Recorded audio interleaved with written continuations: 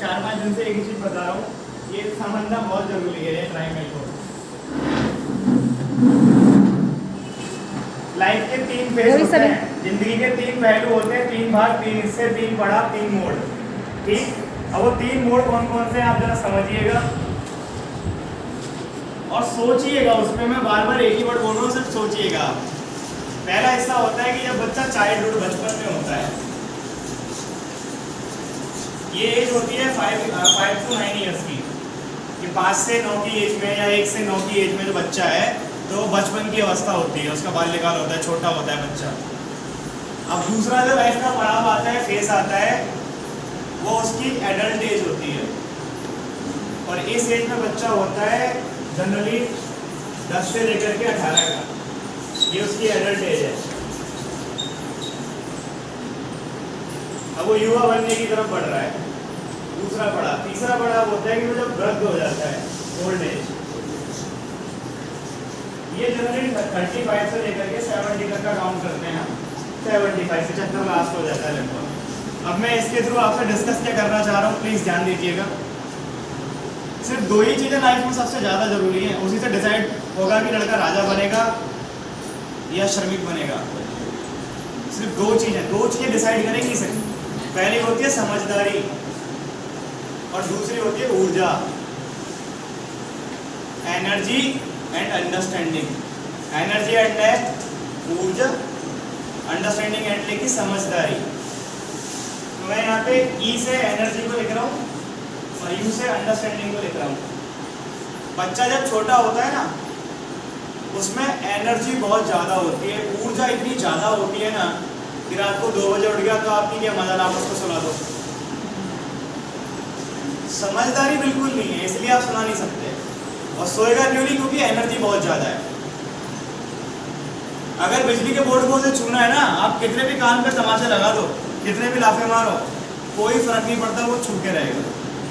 क्यों? एनर्जी बहुत ज़्यादा है, ऊर्जा बहुत ज़्यादा होती है छोटे बच्चे के अंदर। और दूसरी बात, समझदारी बहुत कम होती है। तो जिंदगी का जो पहला मोड़ होता है ना इंसान का, उसमें एनर्जी बहुत ज़्यादा, समझदारी बहुत कम। इसलिए छोटे बच्चे को आप नहीं कह सकते कि बेटा सत्यनारायण जाके 5 किलो दूध लिया, उसको थोड़ी मालूम है।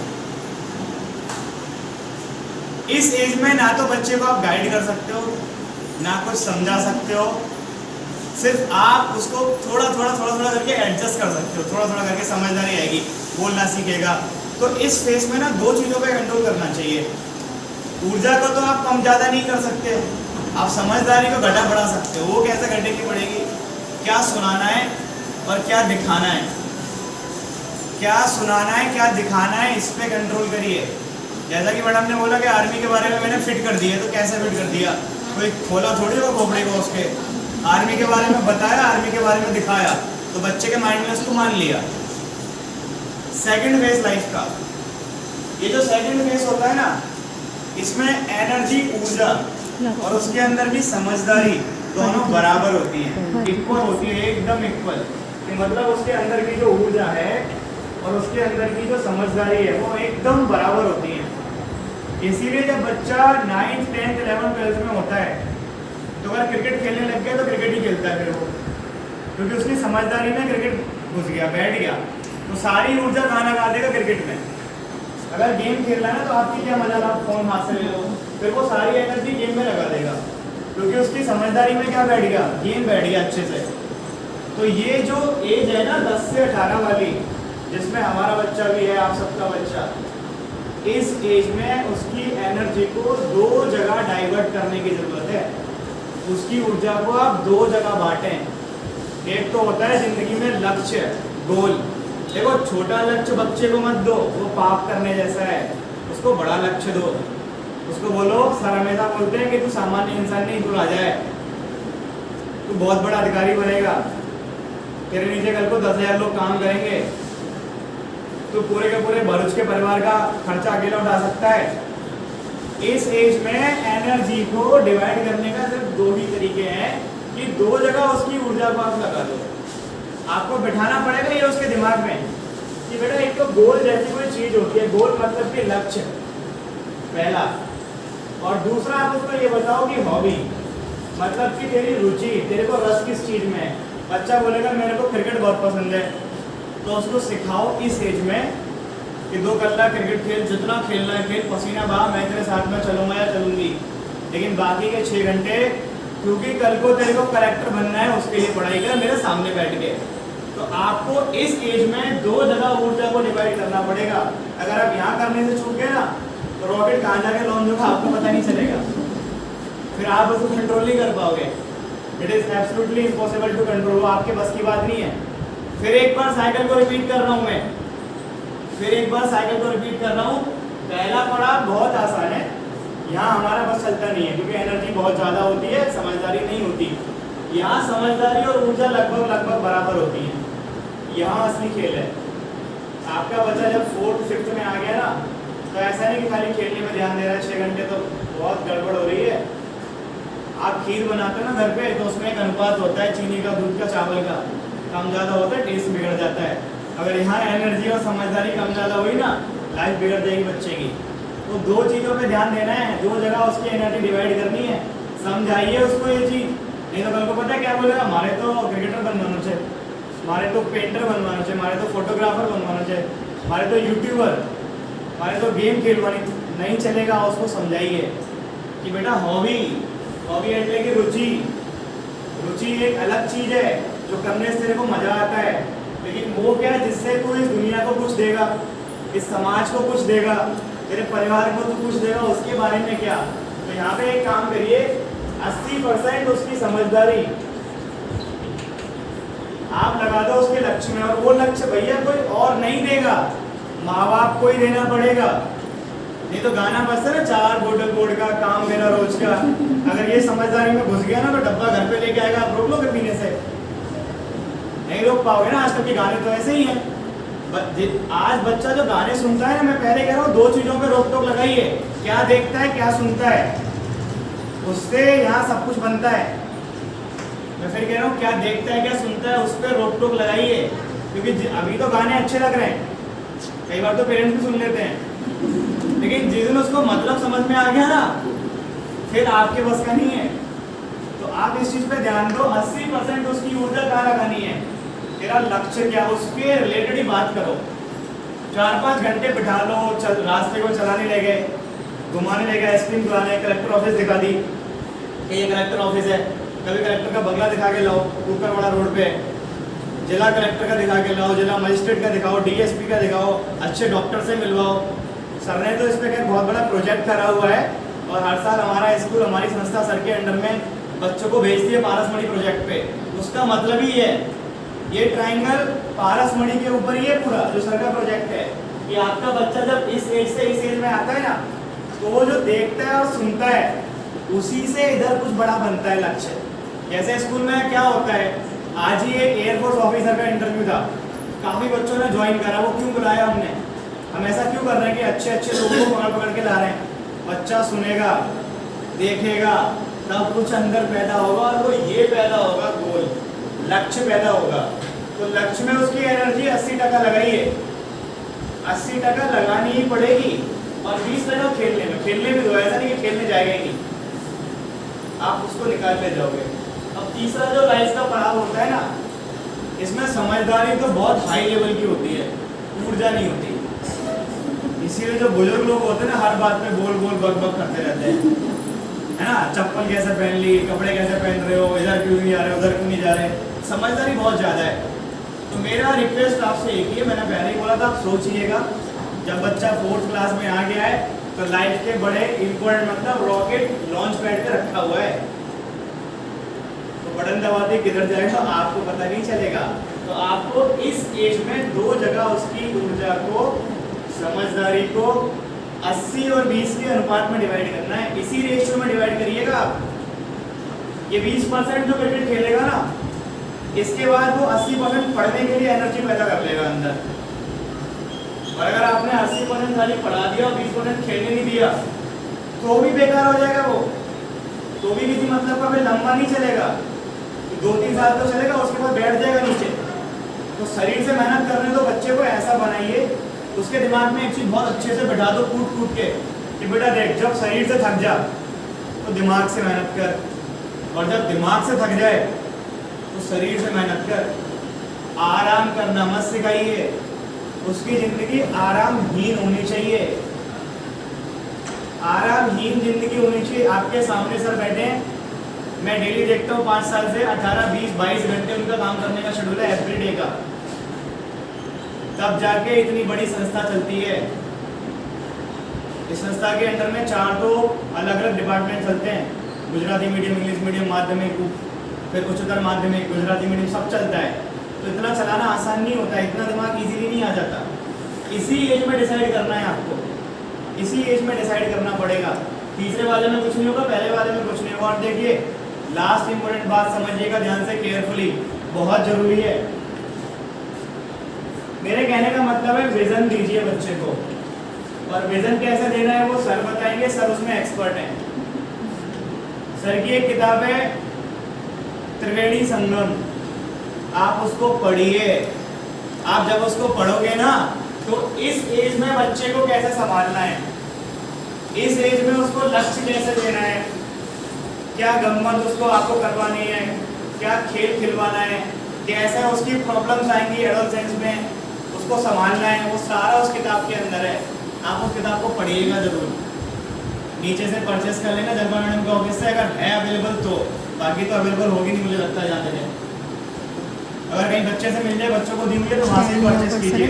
अब लास्ट इंपॉर्टेंट बात जो मैं आपसे डिस्कस कर रहा हूँ, देखो आदमी 2 तरीके से बड़ा होता है, एक तो शरीर से और एक दिमाग से। कुछ लोगों का शरीर 12 फीट का, 6 फीट का, 8 फीट का हो जाता है, दिमाग इतना सही रहता है मुट्ठी पर। कुछ लोगों का दिमाग बहुत बड़ा होता है, शरीर भले ही छोटा होता है। डिसाइड आपको करना है, जैसे कि देखिए समझने की कोशिश करते हैं। पेन सर अपना पेन दे दीजिए मुझे, ये पेन दिख रहा है आपको, इस पेन का 95% भाग ये है और 5% भाग ये है। ये वाला हिस्सा मान लो ऊपर वाला, ये नीचे वाला हिस्सा है। अगर मैं आपको खाली पेन दूंगा ना, आप मेरे से मांगोगे कि भाई अपनी पेन को यूज़ करने के लिए, और मैंने आपको खाली दी है तो आप वापस लेके जाओगे। अगर मैंने कैप लगा के दी है, आप वापस लेके नहीं जाओगे। First example. सेकंड थिंग मैं कहना क्या चाह रहा हूँ, पूरी ज़िंदगी घिसेगा कौन, ये वाला हिस्सा। खराब कौन सा हिस्सा होगा, ये वाला। इसका कुछ होता है नहीं ना। अगर अच्छा इसके ऊपर राज कौन सा करता है, ये ऊपर वाला हिस्सा, कैप। ये कैप इसके ऊपर बैठ जाता है राजा के जैसे, तो ये तो श्रमिक है, मजदूर है। राजा कौन है, राजा तो यही है ना। अच्छा आपने पेन को पॉकेट में लगा लिया तो दिखेगा कौन सा हिस्सा, तो यही दिख रहा है ना, उसका तो बेचारे का पता भी नहीं चल रहा कहाँ है। तो डिसाइड आपको करना है कि बच्चे को यहाँ से काम करवाना है या यहाँ से काम करवाना है। मैं बोल रहा हूँ दोनों को मजबूत बनाइए, कि अगर भविष्य में ऐसी परिस्थिति आई ना कि मजदूरी करनी पड़े तो कर ले, और दिमाग चलाना पड़े तो उसमें पीछे नहीं होना चाहिए। अब इसके कहने का पीछे का मेरा लॉजिक क्या है, 2 से 3% बच्चे और ह्यूमन बींग्स, मानव लोग ऐसे पैदा होते हैं जो दिमाग से काम करते हैं, बाकी सभी लोग शरीर से काम करते हैं। हमें बच्चे को ऐसी ज़िंदगी नहीं देनी है कि वो लाख रुपए महीने की पगार पे नौकरी करे। शरीर से काम करेगा, वो दिमाग से काम नहीं करेगा।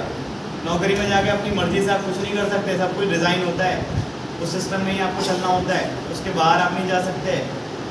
लेकिन कल को कलेक्टर बन गया तो अपनी मर्जी से कुछ भी कर सकता है, वो दिमाग वाला खेल है, उसके लिए दिमाग मजबूत चाहिए। तो 2 चीज़ें मैंने आपके साथ डिस्कस की, एक तो ये एडोलसेंस वाला हिस्सा, और दूसरा शरीर और दिमाग।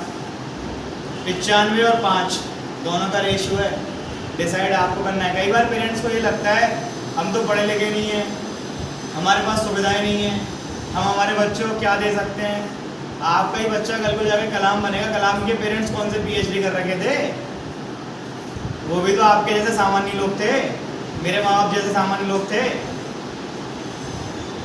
देना क्या है अच्छा वो सर बताएंगे आपको, वो सर का मैटर है सारा। विजन कैसे क्लियर करना है, मेरा मेन टॉपिक यही था। इस एज में बच्चे को संभालना है, जो बहुत ज़रूरी है। हम कुछ ना दे सकें बच्चे को, लेकिन एक काम तो कर ही सकते हैं ना यार, 10 रुपये की आइसक्रीम खिलाओ, साइकिल या स्कूटी पे ले जाओ, और खिलाते खिलाते कलेक्टर ऑफिस के सामने खड़े हो जाओ, आप भी खाओ उसको भी खिलाओ कि जो बेटा कलेक्टर ने ऑफिस से, के मजानी ऑफिस से, केटली मोटी ऑफिस से, यानी ऊपर भारत का तिरंगा भी लहराया हुआ है, देख 2 गार्ड बैठे हुए हैं, कितनी गाड़ियाँ खड़ी हैं, फिर अंदर ले जाओ, थोड़ा राउंड मरवा दो, मत बताओ तेरे को कलेक्टर बनना है, बातें करो उसके बारे में धीरे धीरे करके। जिस भी फील्ड में आप भेजना चाहते हैं, आप डॉक्टर बनाना है तो डॉक्टर के कैबिन के बाहर ले जाओ, पेशेंट बन के मत जाओ, जाके बैठ जाओ कि देख 20 लोग की लाइन लगी है और अभी डॉक्टर आया भी नहीं है। और पैसे की वैल्यू मत बताइए। आजकल पेरेंट्स का सबसे बड़ी गलती पता है क्या कर रहे हैं? Thank you so much. वो ये गलती करते हैं, तेरे को ज़्यादा पैसा कमाना है। अरे नहीं कमाना पैसा, देखो मैं समझाता हूँ आपको। शाहरुख खान से ज़्यादा पैसा तो हमारे पास नहीं है।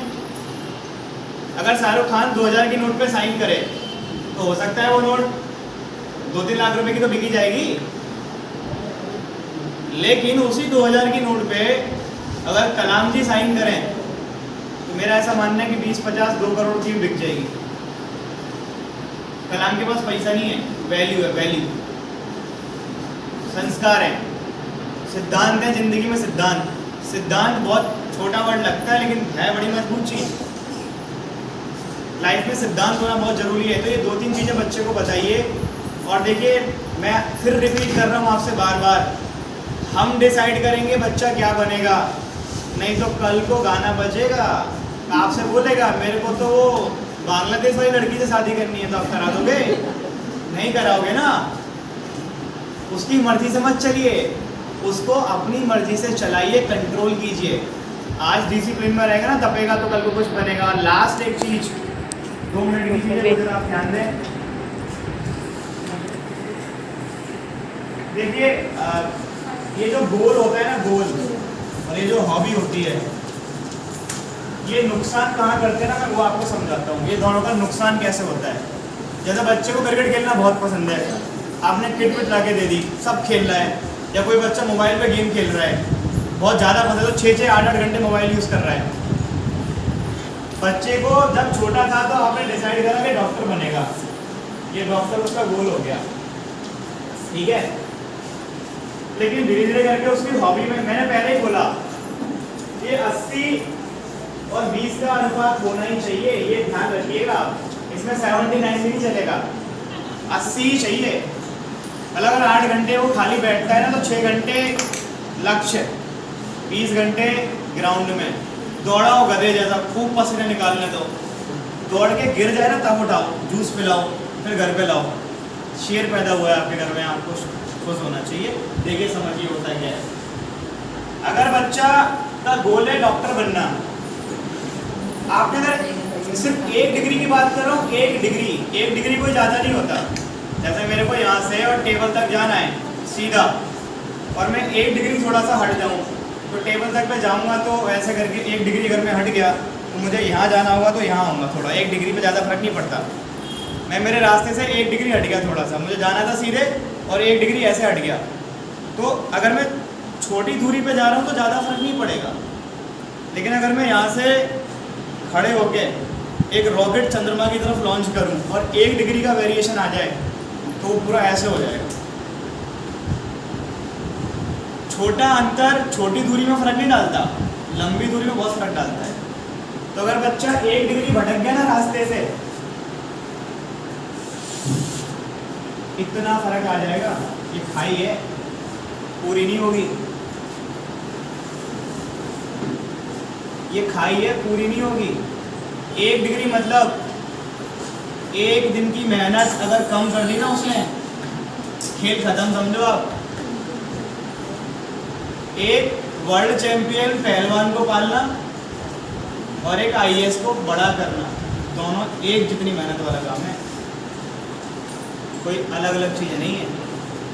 सतत आपका बच्चे के ऊपर फोकस चाहिए, सतत कंट्रोलिंग चाहिए, और हमारी संस्था वही कर रही है। ये पेरेंट्स मीटिंग किस लिए है? ये सारी बातें आपके साथ डिस्कस करने के लिए। और मैंने बोला ना, विज़न क्या है, जो बहुत बड़ी चीज़ है लाइफ में, इसके बिना कुछ चलता नहीं है। इसमें सर आपको बताएंगे। तो 3 चीज़ें मैंने आपके साथ डिस्कस की, आई थिंक आप लोगों को पता चला होगा। तो आगे से आप ये तो ना कहें कहीं पे, मेरा फिर आपको कहना है, आप ये ना कहें कि बच्चा डिसाइड करेगा, क्योंकि आजकल मार्केट में इतनी सारी रंगीन चीज़ें हैं ना, कुछ भी दिमाग में चढ़ गया तो फिर कंट्रोल नहीं होगा। Thank you so much. બાળકો 2 રીતે શીખે, પ્રયત્ન દ્વારા અને ભૂલ દ્વારા. પ્રયત્ન અને ભૂલ દ્વારા. અને બીજી રીતે શીખે આંતરસૂઝ દ્વારા.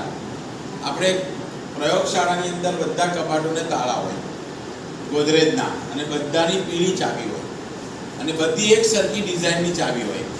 હવે એક છોકરાને ઊભો કરીને કહીએ કે ભાઈ તું પેલા કબાટમાંથી વસ્તુ લઈ આવ, તો ઊભો થઈને લેવા જશે.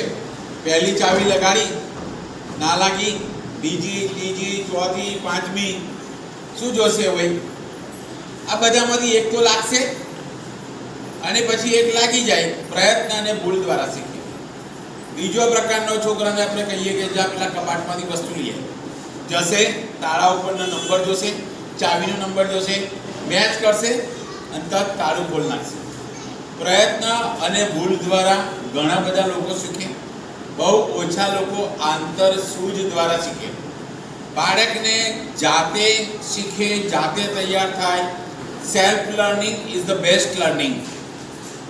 બધું જ આપણે કરાવીએ એના કરતાં બધું જ એ જાતે કરતો થાય ને, એનો આત્મવિશ્વાસ વધશે, એની ગટ્સ વધશે, એને અનુભવમાંથી પસાર થવા દો.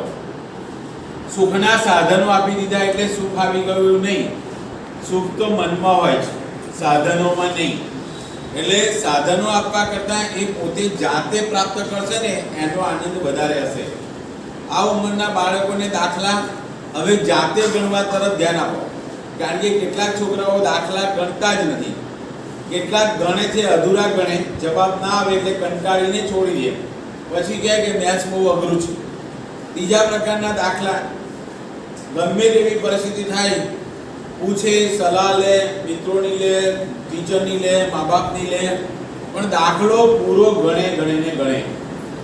આ જે માણસ પૂરા દાખલા ગણે છે ને, એ જિંદગીમાં જે કામ લેશે ને એ પૂરા ગણશે, અધૂરા નહીં છોડે.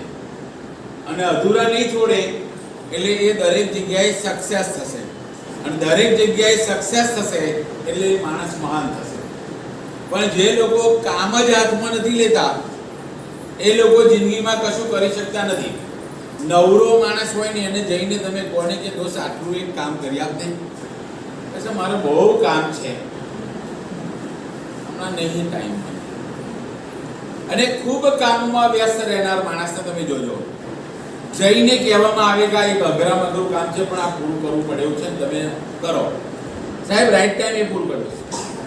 કારણ કે એની પાસે ટાઈમ મેનેજમેન્ટનું પ્લાનિંગ છે.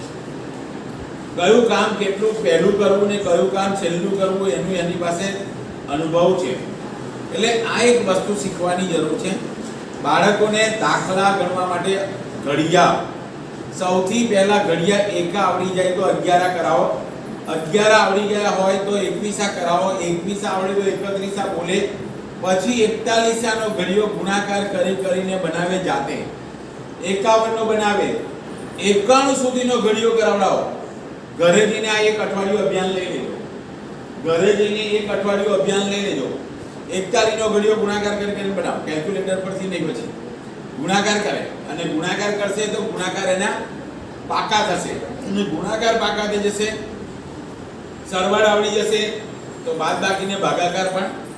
ઘડિયા આવડે તો જ ભાગાકાર આવડશે, ઘડિયા વગર ભાગાકાર આવડવાના નથી. અને એ આવડશે એટલે વર્ગ, ઘન, ચતુર્ઘાત, પંચઘાત, વર્ગમૂળ, ઘનમૂળ, આ બધી વસ્તુઓ આવશે. એ આવડશે તો a + b નો વર્ગ આવશે, એ આવશે તો sin θ cos θ આવશે. એમ કરતા સ્ટેપ બાય સ્ટેપ મેથ્સમાં એના દાખલા ગણવાની હિંમત આવી જશે.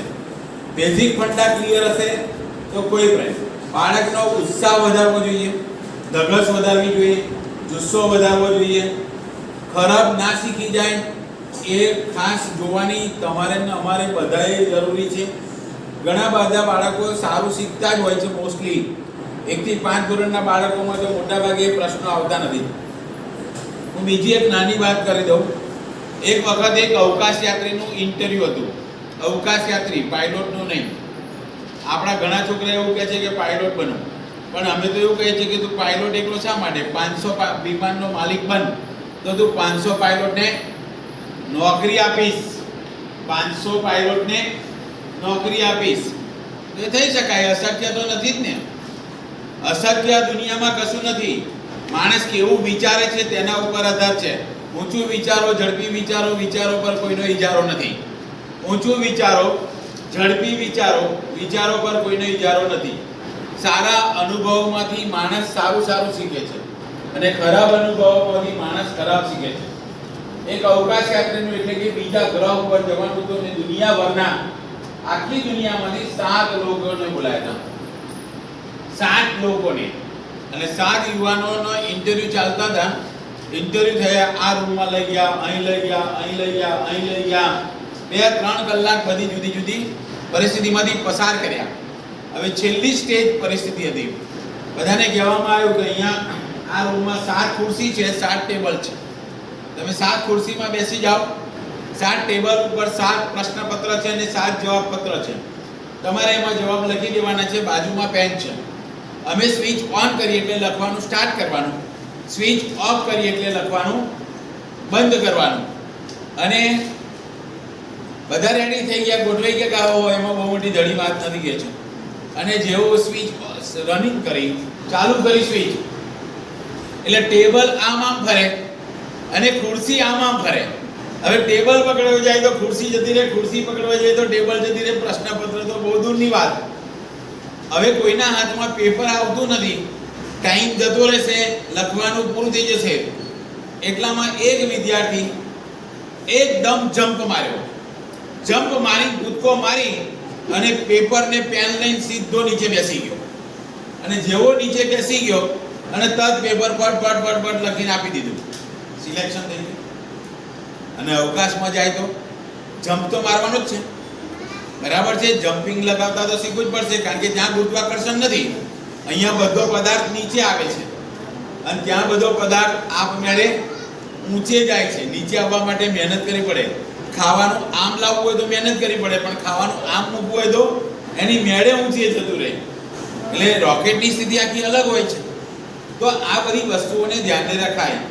પણ એનામાં આ બધાને કોઈએ ગાઈડમાંથી જોઈને લખ્યા, જવાબ ચોપડીમાંથી લખ્યા, મમ્મી પપ્પા જોડે આવ્યા હતા, કામ લાગ્યું. મમ્મી પપ્પા જોડે હોય એવું કામ લાગ્યું, કોઈ ટીચર જોડે હોય એવું કામ લાગ્યું. શું કામ લાગ્યું? એની માત્ર ગટ્સ અને કપરી પરિસ્થિતિમાં નિર્ણય લેવાની ક્ષમતા. બાળકો નાના નાના નિર્ણય લેતા શીખશે ને તો મોટી ઉંમરે મોટા નિર્ણયો પણ સરળતાથી લઈ શકશે. ડિસિઝન મેકિંગ કલેક્ટર બનવું હોય તો ડિસિઝન પાવર સ્ટ્રોંગ જોઈએ. એકવાર હા થઈ જાય ને અમારી પાસે, પછી ના થાય. અને ના થઈ ગઈ, તમે ગમે તેટલો આખી દુનિયા એક બાજુ થાય તો એ હા ના થાય તો ના થાય. ડિસિઝન પાવર સ્ટ્રોંગ જોઈએ, કારણ કે મેન પાવર સાથે જ કામ કરવાનું છે. એટલે જો ડિસિઝન પાવર સ્ટ્રોંગ નહીં હોય તો નહીં ચાલે. બાળકોને આ બધી નાની નાની બાબતો, તર્ક શક્તિ છે, અવલોકન શક્તિ છે, આ બધી વસ્તુઓ. તર્ક એટલે શું? તમારે તર્ક શીખવવું હોય તો એક વખત એવું થયું કે એક રાત્રિનો અંધકાર હતો અને એક માણસે દોડ્યો અને એક જણને ખંજર ભોંપીને મારી નાખ્યો. કોર્ટમાં કેસ ચાલ્યો. એટલે બધા પુરાવાએ કીધું કે આને ખૂન કર્યું છે.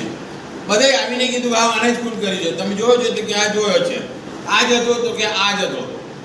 સારું, તો એક બધા નક્કર પુરાવા એટલે એક જણને ઊભો કર્યો કે ભાઈ શું હતું? તો કે રાતના 12 વાગે આ માણસ ત્યાં ઊભો હતો, આ માણસ દોડતો આવ્યો, આ માણસે ખંજર માર્યું અને એ મરી ગયો. તમે એને જોયો હતો કે હા જોયો હતો. કેટલે ફૂટ હતા? તો લગભગ 50-100 ફૂટ દૂર રહીશ.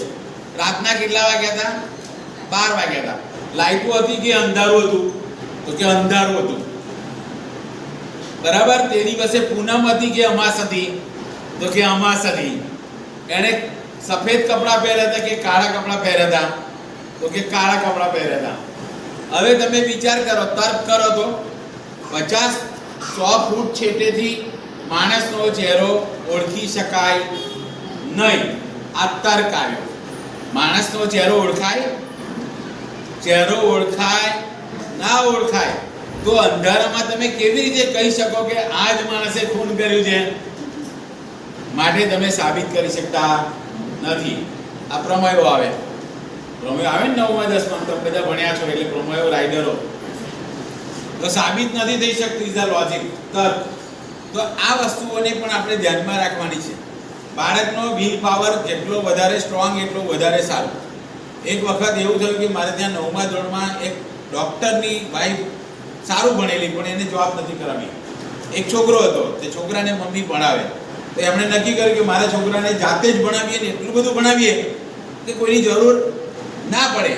મમ્મીએ 9મા ધોરણના બધા સબ્જેક્ટ જાતે ભણાય, એક વાક્ય, એક શબ્દ, એક ટેક્સ્ટ બુક મમ્મીને બધું જ મળે. પરીક્ષામાં 50માંથી 50 બધા પેપરમાં આવે એવી તૈયારી પણ કરાવી દેવી. પણ છોકરો શું, મમ્મી ભણાવે તો જ ભણે, મમ્મી બેહાડે તો જ બેસે, મમ્મી બોલે તો જ યાદ રહે, મમ્મી લખે તો જ સમજાય, બાકી નામાં નહીં.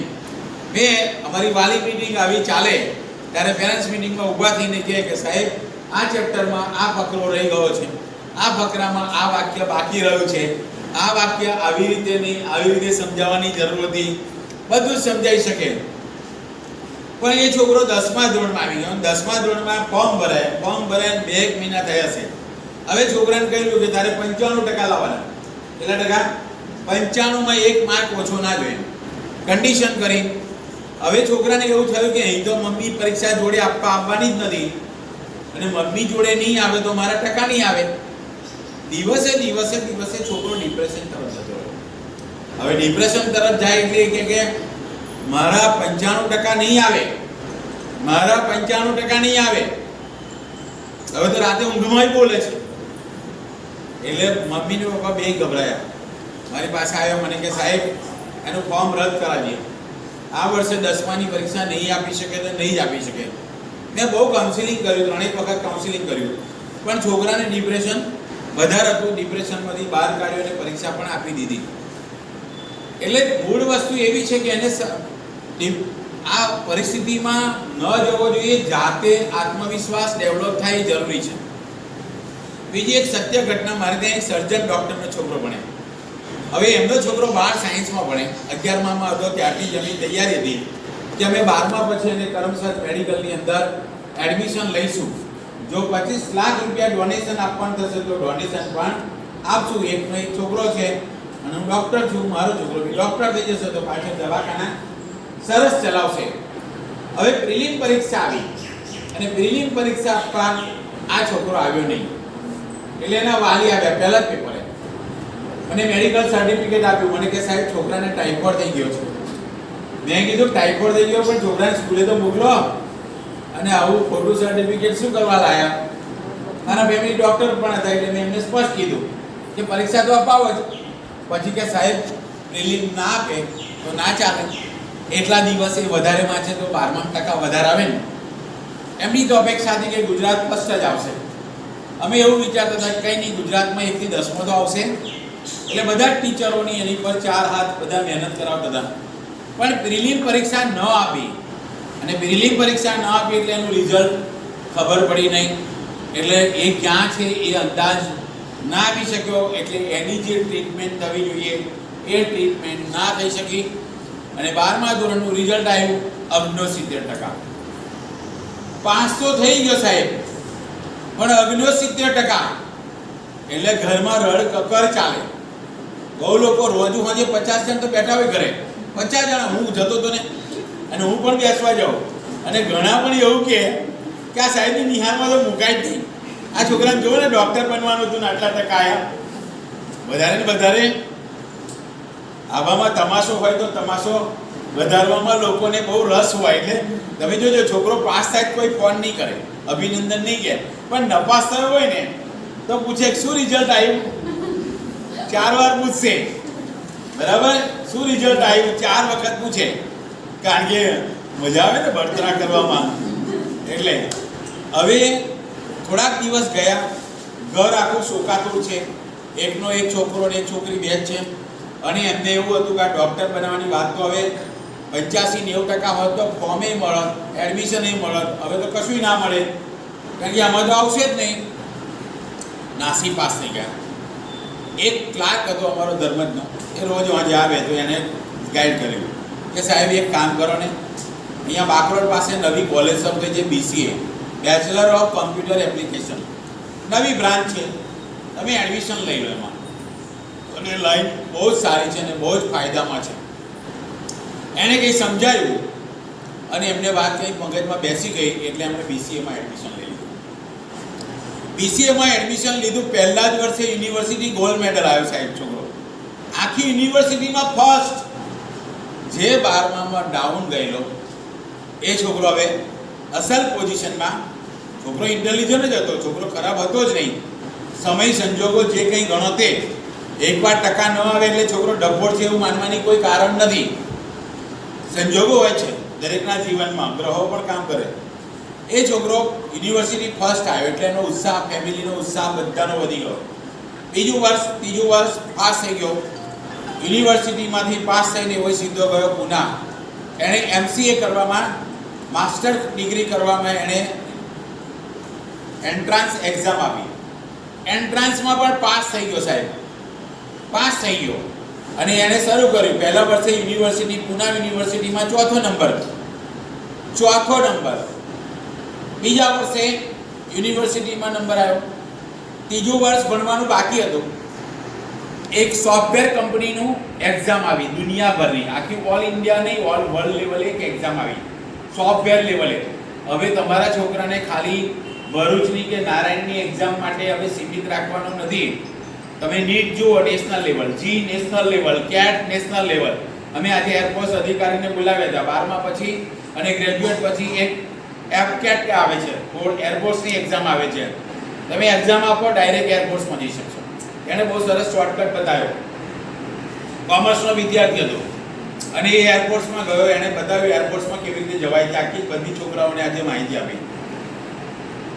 એક એ વર્લ્ડ એક્ઝામની અંદર દુનિયામાં 7મો નંબર, એશિયા ખંડમાં પહેલો નંબર, આખા એશિયા ખંડમાં ફર્સ્ટ, દુનિયામાં 7મો. મા બાપનું ગૌરવ વધી ગયું છે સાહેબ, ગૌરવ વધી જાય કે નહીં?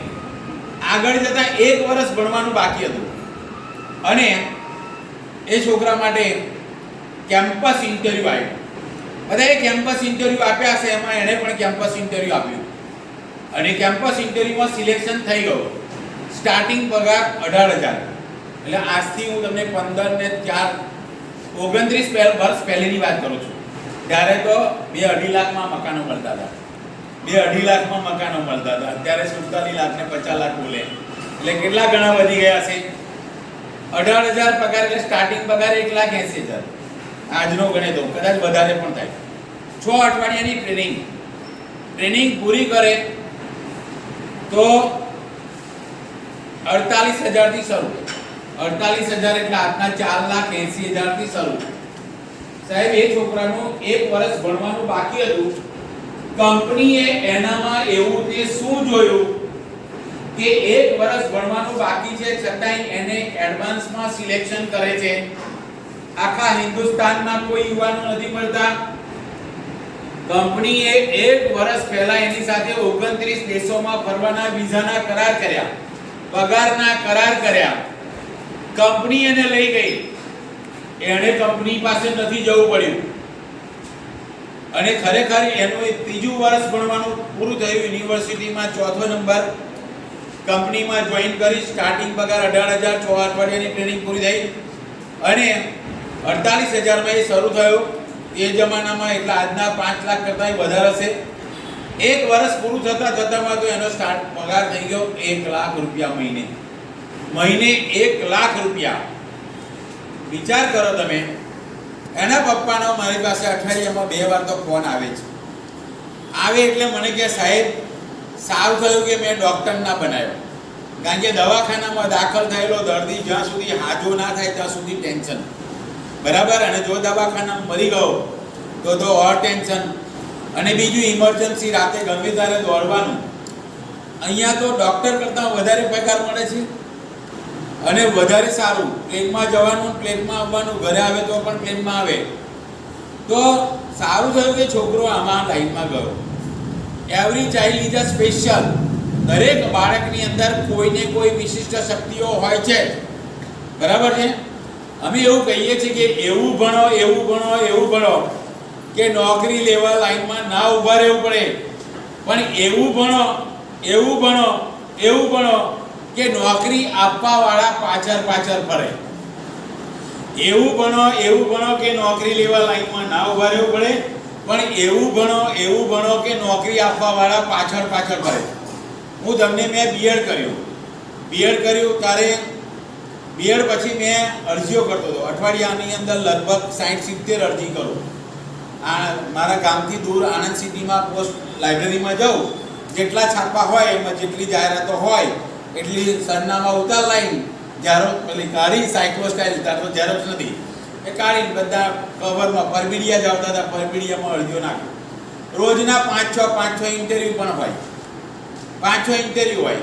અને હું ઇન્ટરવ્યૂ આપવા જાઉં તો ઘરે ફાધરને બધા પૂછે કઈ ગયો તમારો છોકરો? ફાધર બી અકરાય. એટલે શું કહે, એ તો ગુજરાતના ગામમાં જોવા ગયો છે.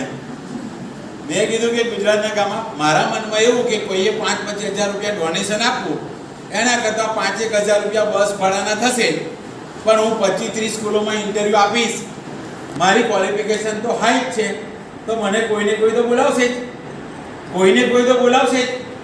એટલે મારે કોઈ પ્રશ્ન નથી, પણ હું દૂર જઈશ, કચ્છના રણમાં જઈશ, મને શું ફેર પડે? મારે ખેતીવાડીનો એવો તો કોઈ પ્રશ્ન નથી. એટલે હું ઇન્ટરવ્યૂ આપ્યા કરું. સોમવારે એક સ્કૂલમાં નોકરી કરી, અરે સિલેક્શન થયું, રાતે 11 આવ્યો. આજે હતું બીજી સ્કૂલનું, બીજી સ્કૂલમાં બેસવાનું, બીજે દિવસે ભર્યો દાડો.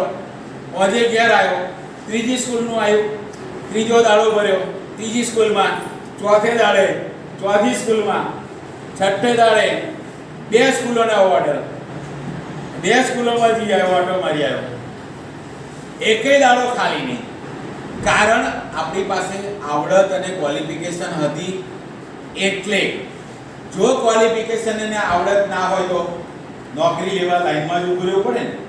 લોકો પૈસા આપીને નોકરી લે, હું હમેથી પૈસા લઈને નોકરી લઉં. પૈસા લઈને મેં PhD પૂરું કર્યું ત્યારે લગભગ મને, હું મલ્લામાં ટીચર હતો ત્યારે મને લગભગ 47 જગ્યાની પ્રિન્સિપાલની ઓફર હતી. 47 જગ્યાની ઓફરો. એટલે તમે કહો તેવી સગવડ, તમે કહો તે પ્રમાણે, બરાબર. અને એમાંથી મેં એક પછી છેલ્લે સ્વીકાર્યું. કહેવાનો મતલબ છે કે એવું ભણો કે નોકરી લેવા લાઈનમાં ના ઊભા રહેવું પડે, પણ એવું ભણો કે નોકરી આપવા વાળા પાછળ પડે, પણ એના માટે આપણું માઇન્ડ પાવર તેજ જોઈએ, આવડત જોઈએ. બાળકો શરૂઆતથી સારી હેબિટ પડે. આજનું લેસન આજે જ પૂરું કરવાનું, કાલ પર નહીં, કાલે નહીં. તમે આદત પાડો, કારણ કે મને આદત છે, હું આટલું બધું કામ કરું, મારું કોઈ કામ પેન્ડિંગ નહીં મળે સાહેબ, કોઈ કામ ક્યારેય પેન્ડિંગ નહીં મળે. અને રવિવાર એટલે સોમથી શુક્રના અનુસંધાનમાં જે મારે કરવાનું હોય તે રવિવારે પૂરું કરું, અથવા તો આવતા અઠવાડિયે મારે શું કરવાનું છે એનું પ્લાનિંગ કરું, બરાબર છે. પણ નાનપણથી સ્કૂલેથી આવ્યા, નાસ્તો કરી લો, પહેલો પીરિયડ શું લેસન આવ્યું પૂરું કરો, બીજો પીરિયડનું કાઢો લેસન પૂરું કરો, ત્રીજાનું બધા પીરિયડનું લેસન પૂરું, પછી જ ખાઈને સુઈ જવાનું. કારણ કે આજનું લેસન હવારમાં લેસન કરીશું એ વાત કોઈ નહીં. નો ટ્યુશનની વાત તો હતી જ નહીં, ઘરના કામમાં મદદ કરવાની. પણ એ આદત જે હતી લાઈફમાં ભણાઈ ગઈ કે હોમવર્ક નો પેન્ડિંગ. મારા ક્લાસમાં જ્યારે પણ લેસન ચેકિંગ થયું હોય ત્યારે મને યાદ છે કે આખો ક્લાસ ઊભો થાય ને બેન્ચીસ પર અંગૂઠા પકડાય. હું એક જ એવો વિદ્યાર્થી હતો કે મારે ક્યારેય ઊભું નહીં થવું પડ્યું, અને મારી લાઈફમાં મેં ક્યારેય શિક્ષા નથી થઈ. ઉપરથી હું વહેલો સ્કૂલે ગયો તો 10 જણા તૈયાર હોય, લાવતા નોટ, ત્યાં લેસન કરી છે, નોટ લાઈ. મારી નોટો તો બધા લઈ જ લીધી હોય અને બધા એમાં લખવામાં જ પડ્યા હોય. કહેવાનો મતલબ એ છે કે આપણે જાતે કરો, બરાબર છે. જાતે કરતો થશે. Self learning is the best learning. બાળકો માટેનું ભવિષ્ય, ફ્યુચર બ્રાઇટ છે. આ સ્કૂલમાંથી એક છોકરો 10મા ધોરણમાં પહેલો નંબર, 10મા સુધી, 12 સાયન્સમાં પણ પહેલો આવ્યો. 2 વર્ષ એને 80 હજારની સ્કોલરશીપ મળી. ધીરુભાઈ અંબાણીમાં ભણી રહ્યો અને તરત જ એને બેંગ્લોરમાં સિલેક્શન થયું. સ્ટાર્ટિંગ પગાર 22 લાખથી, મોદી કંપની સ્ટાર્ટિંગ 22 લાખથી. આપણે ત્યાં એક છોકરો નેવી કેપ્ટન છે, સ્ટાર્ટિંગ પગાર, પહેલો પગાર 3.5 લાખથી શરૂ થયો. છોકરાઓ ભણે છે, અને આજના છોકરાઓ માટે તો બહુ તકો છે. એદાર તો મોબાઈલ નતો, ઇન્ટરનેટ નતો, પોસ્ટકાર્ડ ડબલામ નાખો, મળે, વાંચે, વિચારે, જવાબ લખે, મળે. અને આજની દુનિયા જો તત્કાલ છે. હા, એની સામે ભયસ્થાનો પણ ઘણા છે. તરત જ જોઈએ, સેક્ટરની વાર નહીં. ધીરજ કોઈમાં નથી, કોઈનામાં હવે ધીરજ નથી. તરત જ જોઈએ, કારણ કે તરત આવ્યો, મેસેજ સેન્ડ કર્યો, પહોંચ્યો, ભૂલ બટન કેમ ના આવ્યું? હજુ કેમ પૂરું ના થયું? ધીરજ નથી. આ એક સામે પ્રોબ્લેમ્સ આવી રહ્યો છે. સહન શક્તિ નથી. બાળકોને સહન શક્તિ જોઈશે. એડજસ્ટેબલ સ્વભાવ, ચાલશે, ફાવશે, ભાવશે ને ગમશે. આ 4 વસ્તુ તો જોઈએ સાહેબ. ડાર્વિને કહ્યું છે કે સંઘર્ષમાં ટકી શકે તે જીવી શકે, અને લેમાર્કે કહ્યું છે અનુકૂલન સાધી શકે તે જીવી શકે. અનુકૂલન પણ સાધવું પડે અને સંઘર્ષમાં ટકતા પણ શીખવું જોઈએ. આ બહેનો સાસરે આવી હશે પરણીને, ત્યારે એમની સાસરીમાં બધું જ ઈચ્છું હતું તે બધું જ મળી જાય. કેટલીય વાંધછોડ કરવી પડે, કેટલીય એડજસ્ટમેન્ટ કરવું પડે, કેટલું એ સહન કરવું પડે. આ બાળકોને આ શીખવવાની જરૂર છે. ચાલશે, ફાવશે, ભાવશે ને ગમશે. એડજસ્ટેબલ. અને બાળકોને સારું ઘરમાં શીખવાડો. બરાબર. એક દેરાણી અને જેઠાણીનો છોકરો બે રમતા હતા, અને એક થોડીક વારમાં જેઠાણીના છોકરાને દેરાણીના છોકરાએ મારી. ફરિયામાં છે ને ઘરમાં છે, ભેગા રહે છે એટલે રમવાના લડવાના તો છે જ. પેલો દેરાણીનો છોકરો જેઠાણીનો છોકરો દોડતો આવ્યો, મમ્મી મને આને માર્યું. તો મમ્મીએ શું જવાબ આપ્યો? બહુ સરસ જવાબ આપ્યો, બધાએ ગોખવા જેવો.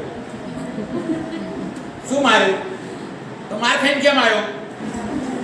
એક માર્યું તો બે મારીને આવવાનું ને. માર ખાઈને નહીં આવવાનું, મારીને આવજે. આ સારી વસ્તુ છે. એડજસ્ટેબલ સ્વભાવ શીખવાનો. ઘરમાં સાથે 5 જણ સાંજે જમવા બેઠા હોય તો એમાં છોકરું સાથે જમવા બેસે. એકલું જમે એ નહીં સારું. સાથે જ જમવા બેસવો જોઈએ અને સાથે જમવાની ટેવ પાડો.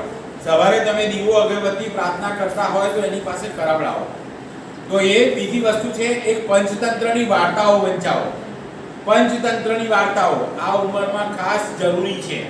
બોલીને વાંચે પંચતંત્રની વાર્તા, એનું નોલેજ બહુ જ બ્રોડ થઈ જશે.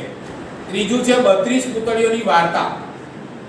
આ 32 પૂતળીઓની વાર્તા નાની જ ચોપડી છે, પણ એને વાંચે વાર્તાઓ. 32 વાર્તાઓ. અને ઘરમાં બોલે. દાદા હોય ઘરમાં જે વડીલ હોય એની સામે પણ સંભળાવે. એમાં ન્યાય પણ આવશે, કોર્ટ પણ આવશે, જેલ પણ આવશે, ગુનો પણ આવશે. બધી જ વસ્તુ એને સમજવાનું મળશે.